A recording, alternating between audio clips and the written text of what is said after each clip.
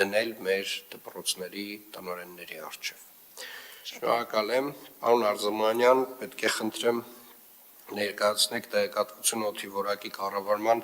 մեր ռազմավարական ծրագրի մասին։ Խնդրեմ։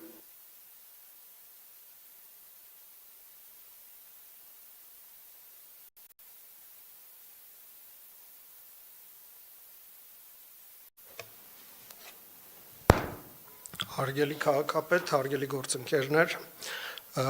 կսկսեմ մի փոքր նախաբանից, մինչև զեկույցին անդրադառնալը։ 2025 թվականի դեկտեմբերից տեղեկատվական բլոկի եւ բնապահպանության վարչության հետ համատեղ մենք սկսեցինք քաղաքապետարանի ենթակայության տակ գտնվող օդի որակի չափիչ սարքերի տվյալների հավաքագրումը ու վերլուծումը, այսինքն մետրիկայի ինչ-որ սորտավորումը ու կատեգորիզացիան։ Սակայն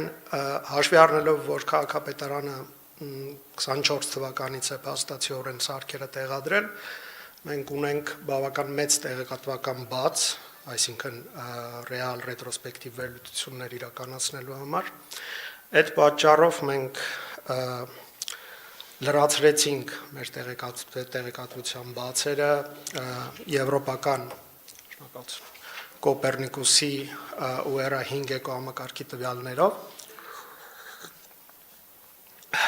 ու ստացանք հետևյալ պատկերը։ Նախորդ 10 տարիների ընթացքում մեր օդի աղտոտվածության մակարդակը PM10-ի ու PM2.5 ֆրակցիաների համար կապույտ կորը PM10-ն է, կարմիր կորը PM2.5-ն է, ինչպես տեսնում եք, միտումային տեսանկյունից տրենդը բավական ստաբիլ է, այսինքն մենք ռեալ զգալի աճ չունենք համեմատած նախորդ տարիներին, տվյալները հասանելի են մի քիչ ավելի հին, բայց ոչ լիարժեք վավերացված, մեծ հաշվով 2010 թվականի մեր մոտավորապես այս պատկերն է։ Սենց կարող է թվալ, որ ամեն ինչ այդքան է վատ չի, բայց միևնույն ժամանակ, երբ մենք ավելի խոշորացնում ենք ու գալիս ենք արդեն մեր քաղաքապետարանի սարքերից հավաքագրված տվյալներին, տեսնում ենք այն ինչի մասին մենք շատ ենք խոսում այս վերջերս, որ մեր մոտ սեզոնային պատեռն կա, այսինքն քաղաքապետարանի տվյալները 1.5 տարվա ռետրոսպեկտիվ տվյալներն ենք հավաքագրել այստեղ, դուք կարող եք տեսնել, որ փաստացիորեն սեզոնային մեր մոտ միշտ աճ կա, մենք փաստացիորեն գտնվում ենք այս վերջի հատվածում, հունվար ամիսը մինչև։ Ու իրականում այս պատկերը որոշակիորեն սա օդի ինդեքսն է, ոչ թե միկրոգրամները օդի խորանարդ մետրում, մոտավորապես որ դուք պատկերացնեք, հիմնականում պատճառը այս հետ գնամ այստեղ, այս պատկերի, այս կուտակումների հավանաբար շատ հաճախ նշվում է, որ օրինակ ջեռուցման սեզոնի ակտիվացումն է, շինարարություն, կանաչապատման որոշակի ինչ-որ խնդիրներ, կանաչ ֆոնդի սակավություն։ Միևնույն ժամանակ այս նույն խնդիրը մեծ հաշվով առկա է ամռանը, սակայն կուտակումները, պիկերը մենք միայն տեսնում ենք ձմռան հատվածում։ Գամ խնդրի ծագմանը, որպեսզի պատկերացնենք ու տարանջատենք այն մասնիկները, որոնք որ մենք ունենք, այն պալյուտանտները, որոնք որ մեր մթնոլորտում են, մենք գնացինք ԵՄՊ-ի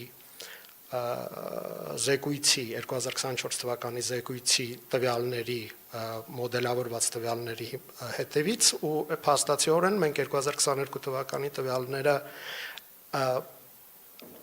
համադրեցինք այն տվյալների հետ, որոնք որ մենք ունենք ու ստացանք հետևյալ պատկերը։ Այս մոդելավորված սցենարը ենթադրում է, որ օրինակ ինչ տեղի կունենա, եթե Հայաստանում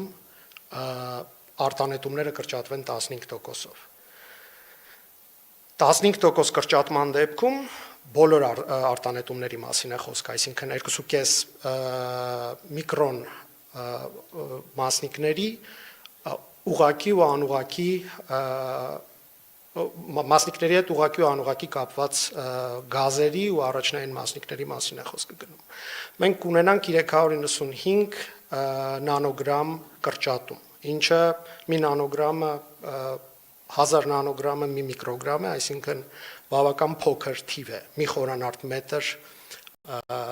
օդի մասին է խոսքը գնում, Հայաստանի ամբողջ տարածքում միջինացված։ Բայց այս պարագայում, եթե օրինակ այս 15% ընդունենք որպես ինչ-որ ռեֆերենս, բազա, 100%-ը կազմելու է ոչ շատ, այսինքն մոտավորապես 7 անգամ ավել, հա, փաստացի այս թվից 6.5-ից 7 անգամ ավել։ Այս պարագայում շատ չնչին տոկոս է։ Բայց քանի որ Հայաստանը ու Երևանը իզոլացված 1000 ներողություն, որ ընդհատում եմ, շատ ճնչին տոկոս է ինչի համեմատ, որովհետև մենք հիմա խոսում ենք մարդածին գործոններից, բայց ես ուզում եմ դուք արդեն միաժամանակ նաև խոսեք հենց Կոպեռնիկոսից ստացված այդ ինվերսիոն շերտի հետ կապված հաջորդ սլայդը, հա, որովհետև այս համեմատության մեջ օրինակ ինձ հասկանալի չի 15%-ով, այսինքն այդ ընդհանուրը ինչքան է եւ մենք այդ կրճատումով հաջորդ սլայդում դա ենք տեսնելու։ Այո, շնորհակալ։ Հաջորդ սլայդում մենք ունենք հետևյալ պատկերը։ Չնայած որ մենք ունենք մեր սեփական արտանետումները, որը 395 նանոգրամ է, մենք իզոլացված չենք ու 1000 ներողություն, էլի ճշտող հարց։ 395 խորանարդ մետրի մասին է խոսքը գնում։ Սա բոլոր արտանետում։ Միջինացված Հայաստանում բոլոր արտանետումների մասին է։ Չէ, 2.5 միկրոնի մասին է խոսքը։ 2.5 միկրոնի Այո, բոլոր, բայց ուղղակի ու սա անուղղակի 100%-ն է, ոչ թե 15%-ը, որ ասեցիք։ Չէ, 400 միավորով կնվազի, եթե Հայաստանի արտանետումը, որը կապված է 2.5 միկրոնին, նվազի 15%-ով։ Հա, այսինքն սա 15%։ Այո, 100%-ը պարզապես մոդելի ճշգրտության օգտին չի աշխատելու, դրա համար փոքր տիրույթներում են գործում։ Այս 15%-ը, որը նշեցի, մենք ունենք փաստացիորեն մեր սեփական արտանետումները, ուղղակի ու անուղղակի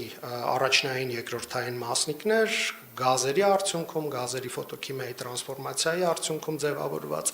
բայց միևնույն ժամանակ պատկերը զգալիորեն ավելի վատանում է, երբ մենք անդրադառնում ենք արդեն ընդհանուր տարածաշրջանային վիճակին, որտեղից որ փաստացիորեն մենք ունենք բավական զգալի մեծ ճնշում։ Խոսքը գնում է հիմնականում մեծ կտորները 235 նանոգրամ խորանարդ մետր ազդեցությունը կնվազի, եթե օրինակի համար ասիական կողմից, տեղ Իրանը նաև ներառված է, նվազեցնի իր արտանետումները 15%-ով, հարևան երկրները ու նաև ֆոնային 830-ը, որը բավական բարձր ցուցանիշ է, համարյա 2 անգամ ավել է գերազանցում է մեր սեփական արտանետումները։ Ու այս դեպքում արդեն մենք տեսնում ենք 2000 նանոգրամ, որը փաստացի 2 միկրոգրամ է, ու դա 15%-ն է մեր երկրում տիրող փաստացի իրավիճակի։ Ու այս պարագայում մենք արդեն խոսում ենք 13 միկրոգրամի մասին, եթե 100%-ի վրա փորձենք սա տարածենք, ինչը մեծ հաշվով մոտ է այն թվին, ինչ որ մենք ունենք միջինացված երկրում։ Դա հնարավոր է չկարողանանք մենք կոնկրետ ինչ-որ պահային նկատենք կոնկրետ տեղերում, քանի որ շարժը մեծ է, հորիզոնտալ քամիները դրանք միտեղ չեն պահում, բայց 13 միկրոգրամը, որը բնորոշ է միջինացված Հայաստանի համար, վերջի վերջը շատ մեծ մասը, ամենայն դեպս շատ լավ այսպես բացասական իմաստով տեղավորվում է մեր գոգավորության Երևանյան հատվածում Արարատյան դաշտավայրում ու սա էլ մեծ հաշվով մեծ խնդիր չէր լինի, եթե օրինակի համար մթնոլորտը ակտիվ լիներ ստաբիլ ակտիվություն լիներ, ոնց որ ամառն է, մենք նկատում ենք այն խնդիրները, որը նկատում ենք հիմնականում Կբացեք ձմեռը։ մի քիչ, կբացեք ինչա նշանակում ստաբիլ ակտիվ լինել մթնոլորտում։ Մյուս սլայդը։ Մթնոլորտի կոնկրետ այս պարագայում ստաբիլությունը մենք համենայն դեպս այս տեխնիկական վերլուծության շրջանակներում մենք հղում ենք անում հիմնականում մթնոլորտային սահմանային շերտին։ Մենք ունենք մեր Երևանի վերաօդային ավազան, որը մեծ հաշվով ոնց որ կափարիչի առաստաղի ֆունկցիա կարող է կատարել ու կատարում է, որը մենք չենք կառավարում ու ամառները այդ մթնոլորտային շերտը բավական բարձր է, ասում եմ 3000-4000 մետր։ Ու այդ պարագայում մենք ունենում ենք նորմալ կոնվեկցիա, նորմալ տուրբուլենտություն, նորմալ հորիզոնտալ քամիներ ու այն կոնցենտրացիան, որը մենք նկատում ենք այս տարածքում, այսինքն մեր ավազանում, որի առաստաղը փաստացիորեն 3 կիլոմետր է, կոնցենտրացիան շատ չնչին է, փոքր է։ Իսկ երբ որ նույն քանակը, նույն պոլյուտանտները սեղմվում են մթնոլորտային սահմանային շերտի անկման արդյունքում, փաստացի մեր մոտ տեղի ունենում կոնցենտրացիայի աճ, ու մեր սարքերը սկսում են ցույց տալ մանուշակագույն ինդեքսը, որ գերազանցում է մի քանի տասնյակ անգամ նորմալ։ Հետևաբար, այս process-ը, որը որ մենք տեսնում ենք, ինքը կա եղել է ու լինելու է, մենք սրա հետ պետք է սովորենք ապրել ու բացի դրանից նաև հաշվի առնելով նախորդ սլայդերում ցույց տված մոտարկված թվաբանությունը մեր արտանետումների մասնաբաժինը ընդհանուր մեր երկրում տիրող վիճակից, դա իհարկե որ չպետք է հնչի նենց, որ մենք անելիք չունենք, հիմնականում դրսից է գալի։ Դրա իմաստը երևի ավելի շատ հակառակն է, որ փաստացիորեն մեր վրա դրսից այդ աղտոտման ճնշումը այնքան մեծ է, որ մենք շատ ավելի ուշադիր պետք է լինենք մեր մոտ տեղի ունեցածի նկատմամբ, ու այս պարագայում եթե մենք փորձում ենք այդ ՄՍՇ-ն, մթնոլորտային սահմանային շերտը տարածենք արդեն համադրենք մեր տվյալների հետ, որը քաղաքապետարանը հավաքագրել է նախորդ 1.5 տարվա ընթացքում, մենք շատ հստակ տեսնում ենք այն պատեռնը, որը որ ես նկարագրեցի, այսինքն կարմիր սյուները դրանք աղտոտումն են, PM2.5, PM10-ը մոտավորապես զուգորդվում է իրանք իրար հետ մոտ են մեր միջավայրում։ Իսկ կանաչ կորով ցույց է տրվում միջին մթնոլորտային սահմանային շերտը ըստ սեզոնի, սկսում է հունիսից 2024 թվականի հուլիսից ներողություն, ավարտվում է անցած տարվա դեկտեմբերով, այսինքն մի ամիս առաջ։ Ու այս պարագայում մենք տեսնում ենք, որ ինչքան մթնոլորտը բարձր է, այս սյունը բարձրությունն է մթնոլորտի նկարագրում, մենք ունենում ենք բավական ստաբիլ ցածր նորմային մոտ կամ նորմայից նույնիսկ ավելի դրական ցուցանիշներ աղտոտման կոնկրետ PM2.5-ի վերաբերյալ։ Երբ անկում է մթնոլորտը, սահմանային շերտը իջնում է, հասնում է մինչև 10 մետր, 20 մետր, 30 մետր միջինացված, մեր մոտ սկսում են կուտակումները։ Հետևաբար ստեղ պետք է մի հատ անդրադառնամ գիշերային ու ցերեկայիններին ու անցնեմ մյուս կտորին։ Այստեղ գիշերային հատվածը մեր մոտ փաստացիորեն միշտ բավական ցածր վիճակում է, հիմնական process-ները տեղի են ունենում, մաքրման process-ները տեղի են ունենում ցերեկները, այս մաքսիմալ պիկերն են, թե մթնոլորտը ուր է մինչև հասնում 3000 մետր, 3500 մետր։ 1000 ներողություն, էլի մի ճշտող հարց տամ, էլի։ Այսինքն ճիշտ եմ հասկանում ես վերջին ասվածի վերաբերյալ, որ գիշերային ժամերին նույնիսկ, երբ այս սեզոնին մթնոլորտը առաստաղը իջած է եւ կոնցենտրացիան բարձր է, գիշերային ժամերին նույնիսկ այն ժամերին, որ ավտոմեքենաներ չկան, ակտիվություն չկա, շինարարություն չկա, այդ ժամերին չի մաքրվում օդը, այսինքն ինքը մնում է հենց այդ վիճակում վատ ցուցանիշներով։ Քանի որ սահմանային շերտը ցածր է, քամիները էֆեկտիվ չեն։ Ինքը էլի մաքրման process տեղի ունենում, եթե մթնոլորտում, ասենք, ցիկլոնա օրինակի համար ֆրոնտա գալի դեպի մեզ, կա տենց որոշակի կես ճիշտ, որ օրինակ ասում են անձրևը եկավ, օդը մաքրվեց կամ ձյունը եկավ, օդը մաքրվեց, բայց դա առաջնային պատճառը չի, որ օդը մաքրվում է, ուղղակի սովորաբար անձրևի ու ձյան հետ համատեղ նաև ֆրոնտա, այսինքն գալիս է մթնոլորտային ակտիվություն, տերմալ ակտիվություն, քամիներ, որոնք որ եւ մաքրում են մթնոլորտը, ու դա հիմնական մեխանիզմն է մեր մթնոլորտից ու մեր այս կաթսայից Երևանյան այդ փոշին հանելու։ Բայց ընդհանուր առմամբ պատեռնը մենք տեսնում ենք, որ գիշերային ժամերին օդի մաքրման process-ը ավելի հիմնականում ցերեկն է լինում։ Երեկոյան հատվածներ։ Երեկոյան հատվածներ։ Առավոտ երեկո, շատ լավ։ Այսինքն նույն, այսպես ասած, մեր ակտիվության ժամերին է մաքրման process-ը։ Ճիշտ եմ հասկանում, որ մարդկային գործոնը այդտեղ շատ չի ազդեցությունը մեծ,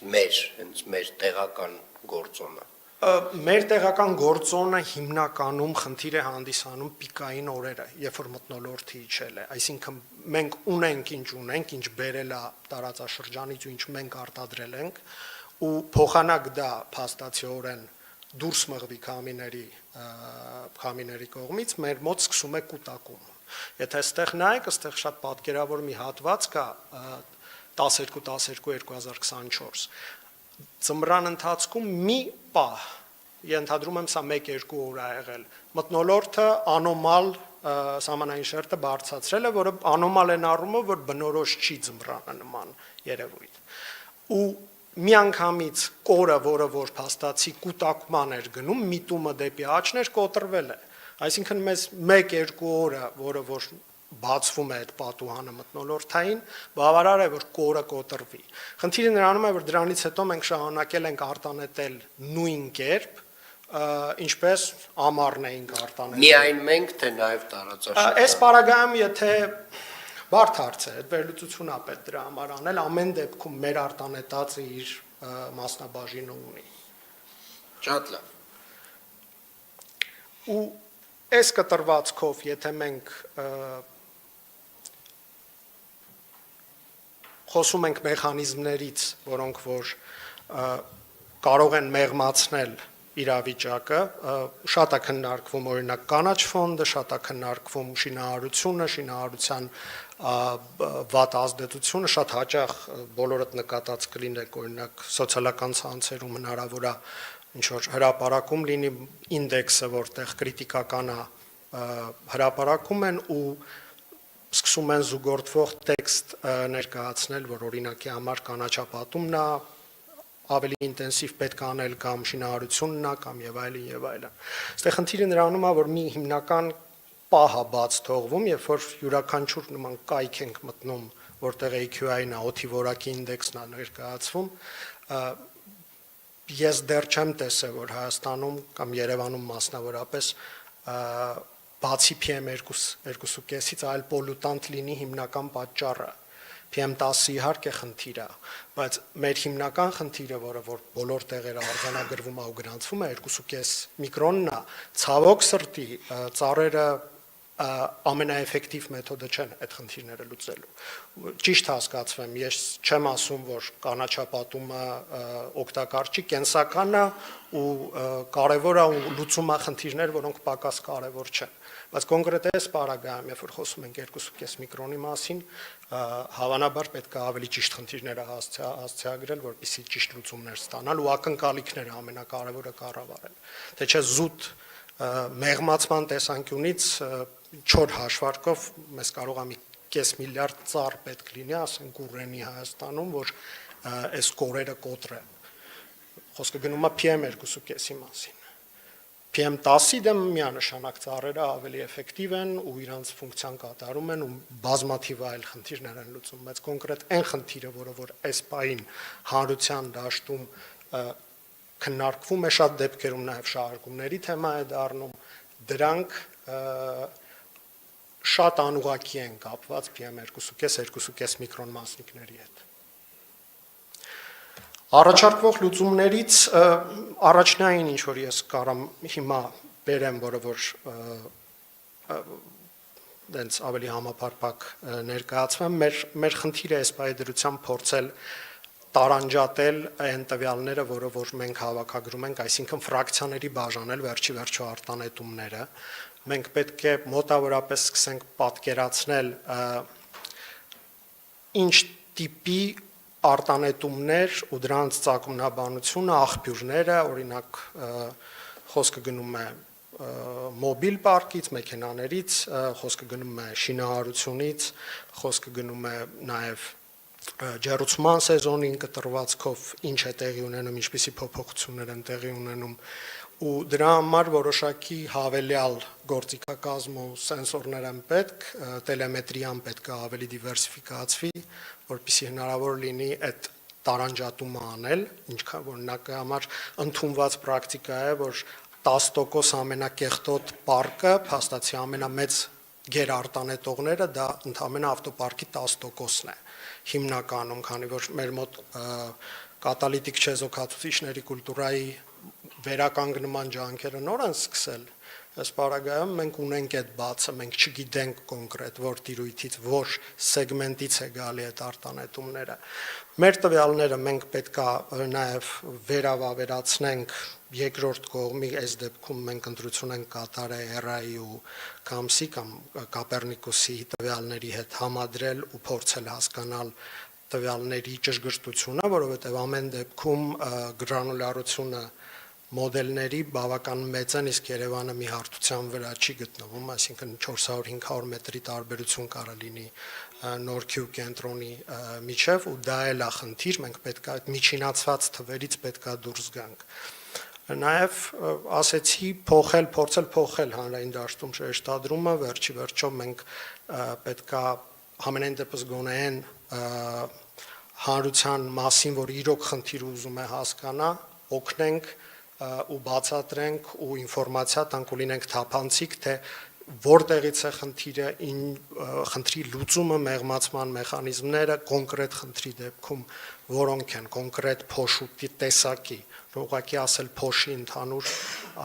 մի 30 տարի արդեն ոնց որ թե չի գործում այդ մոտեցումը։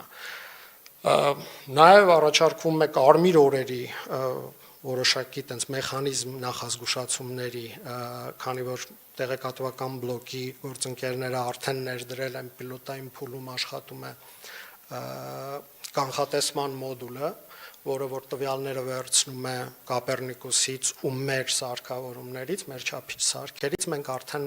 այս պայդրությամբ 70-80% ճշգրտությամբ կարողանում ենք կանխատեսել մթնոլորտային անկումները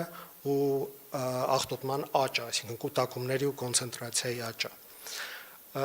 Իսկ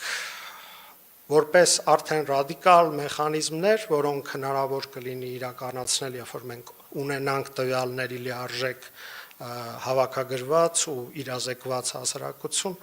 դա այն մեխանիզմն է, որը որ փաստացի գործում է ամբողջ աշխարհում սահմանափակումների ու խոսքը միայն չի գնում ինչ որ բնականon սահմանափակումներ կոնկրետ տիպի, կոնկրետ ավտոմեքենաների, մասնավորապես խոսքը գնում է այն օրերին, երբ որ մեր մոտ ինվերսիա, երբ որ մեր մոտ MSՇ-ն մենք կանխատեսել ենք, որ մեր մոտ անկելու է ու փաստացի այդ օրերը արտանետած յուրաքանչյուր մասնիկ, յուրաքանչյուր արտանետման հետևանքը շատ ավելի մեծ է, քան թե սովորական նորմալ պրոֆիլի դեպքում մթնոլորտային։ Ու սա ցիկլով փաստացի տվյալների հավաքագրում, սահմանափակումների մեխանիզմ, վավերացում, ինչպես ազդեց որոշումը, այսինքն ավելի տվյալահեն որոշումներ ու մեխանիզմներ ու նորից շրջանառության մեծ sense ոնց որ իտերատիվ մեխանիզմ, այն ինչ որ տիրում է փաստացիորեն աշխարհում։ Շնորհակալ եմ, պարոն Արզումանյան, իհարկե մի փոքր կարող է բարդ թվալ այն ինչի մասին խոսեցիք, ես կփորձեմ անդրադառնալ մի քանի կարևոր կետերին, որոնց մասին խոսեցինք եւ պետք է խնդրեմ վերադառնանք սլայդերով դեպի մթնոլորտային բանին, մեր շերտի մակարդակին եւ բարձրությանը, որը կարծում եմ շատ ամենակարևորն էր։ Սիրելի երևանցիներ, իրականում ուզում եմ մի կարևոր արձանագրում անել, որ այս բոլոր քննարկումները հնարավոր են, քանի որ Երևանի քաղաքապետարանը 2 տարի առաջ շատ կարևոր որոշում է կայացրել, որով պարտադրել է 4 ռիսկայնության կառուցապատման օբյեկտներին, 4 ռիսկայնության շինթույլտվություն ստացած շինարարներին պարտադրել է տեղադրել օդի որակի չափիչ սարքեր, որոնք այս պահի դրությամբ 180-ն են քաղաքում եւ դրանցով մենք հավաքագրում ենք տվյալներ արդեն երկրորդ տարին անընդմեջ, որի հիմքով նաեւ մենք կարողանում ենք որոշակի վերլուծություններ անել։ Այդ տվյալները մեզ հնարավորություն են տվել արհեստական բանականության միջոցով նաեւ չափել օդի որակի ցուցանիշները նախորդ ժամանակահատվածի համար եւ պարոն Արզումանյանը ներկայացրեց, որ օդի որակի խնդիրը հիմնականում մեզ մոտ կապված է ինվերսիոն շերտի, այսինքն մեր մթնոլորտային շերտի բարձր եւ ցածր լինելու հետ։ Այսինքն այն ամիսներին, երբ որ նոյեմբեր ամսվանից սկսած, երբ որ մթնոլորտային շերտը իջնում է դեպի ներքև, խնդիրը ավելի սրվում է, որովհետեւ փոշու կոնցենտրացիան եւ մեր արտանետած եւ հարևան երկրներից եկող եւ եթե թվերը տեսակ ոնց որ հարևան երկրներից եկող ցուցանիշները մեր արտանետածից ավելի շատ է, ճիշտ եմ, չէ՞։ Մենք ռեցեպտոր երկիր ենք, այսինքն մենք ավելի շատ կլանում ենք տարածաշրջանից, քան մենք աղտոտում ենք։ Խնդրեմ այդ սլայդն էլ նորից բացեք, պարոն Արզումանյան։ Այո, այսինքն փաստացի մենք ավելի շատ ստանում ենք եւ իրականում գալիս է խնդիրը մեր աշխարհագրական դիրքից, բայց արդյոք սա տենց պետք է հուսահատվենք, ես կարծում եմ ոչ, որովհետեւ այնուամենայնիվ որոշակի լուծումներ այնուամենայնիվ գոյություն ունեն։ Այսինքն առաջին հերթին նախ մենք արձանագրել ենք, որ մենք ունենք նմանատիպ խնդիր։ Այս խնդիրը մենք ունեցել ենք տասնամյակներով։ Երբևէ չենք խոսել սրա մասին, երբևէ չենք խորացել, բոլորը երջանիկ ապրել են 90-ականներին, ով ինչ ասես, ինչ հնարավոր էր այրել տներում ու տենց ապրել ենք, հասել ենք այսօրվան, երբ որ իրականում խորացված ուսումնասիրում ենք այն խնդիրը, որը մեզ հետ եղել է տասնամյակներով։ Եվ իրականում կարծում եմ այն աշխատանքը, որ հիմա իրականացնում են մեր գործընկերները, բնապահպանության վարչությունը, մեր տեխնոլոգիաների կենտրոնը, դուք պարոն Արզումանյան, շատ լավ հիմք է հանդիսանալու, որ այն լուծումները, որոնց մասին հիմա տենց շատ նախնական խոսեցինք, կյանքի կոչվեն եւ մենք մեր աչքով տեսնենք այդ լուծումների արդյունքները։ Առաջին հերթին իրազեկվածությունը բերում է նրան, որ մարդիկ գիտեն ինչ ժամանակահատվածում ինչ է օդի որակը, արդյոք պետք է շատ երկար լինել դրսում, ինչ հետևանքներ դա կարող է ունենալ, մեր առաջնային խնդիրը իրազեկումն է։ Երկրորդայինը արդեն այդ իրազեկմանը զուգահեռ կանխատեսումը, թե որ օրը ինչ պոտենցիալ հնարավոր օդի որակ ենք ունենալու Երևան քաղաքում եւ հաջորդիվ այդ գործիքն է, որ պետք է ներդնենք մեր GIS համակարգում եւ նաեւ տրամադրենք մարդկանց։ Երրորդ խնդիրը արդեն քննարկումն է այն լուծումների, որոնց մասին պարոն Արզումանյանն է խոսում, այսինքն մենք գիտենք, որ X օրը ապագայում լինելու է այդ մթնոլորտային առաստաղի իջեցում, այսինքն առաստաղը իջնելու է եւ մենք ունենալու ենք մեծ խնդիր։ Այդ օրը մենք կարող ենք որոշակի սահմանափակումներով օդի որակի խնդիրը որոշակիորեն մեղմել։ Իհարկե լուծել չենք կարող, այսինքն կան գործոններ, որոնք որ մեր ազդեցությունից դուրս են, հարևան երկրների հետ կապված, այսպես ասած, այդ օդը, որ գալիս է մեկը, մենք չենք կարող դա կառավարել, բայց կարող ենք նվազագույնը կառավարել այն ինչ որ տեղի ունենում մեր քաղաքում եւ մեր երկրում։ Եվ որոշակիորեն կկարողանանք նաև այդ օրերին մեղմել օդի որակի խնդիրը Երևան քաղաքում։ Շնորհակալ եմ պարոն Արզումանյան, իրականում Շատ կարևոր է հասկանալ խնդրի էությունը եւ շատ դեպքերում մենք շատ էմոցիոնալ իհարկե պորտկումներ ենք ունենում այս թեմաներից խոսելիս, բայց շատ կարևոր է հասկանալ մանրակրկտորեն այնուամենայնիվ որն է խնդիրը եւ որն է մեր դերը այս խնդրի ստեղծման եւ առհասարակ թեկուզ մեղմացման մեջ եւ շնորհակալություն եմ հայտնում, եկեք շարունակենք աշխատանքը, եկեք շարունակենք տեղադրել համապատասխան նոր սարքավորումներ, որոնք որ մեզ ավել տվյալներ կտան, որոնց հիման վրա կկարողանանք արդեն ել ավելի մանրամասն ներկայացնել խնդիրը եւ խոսել լուծումներից։ Շնորհակալ եմ։ Անցնենք հանձնարարականներին։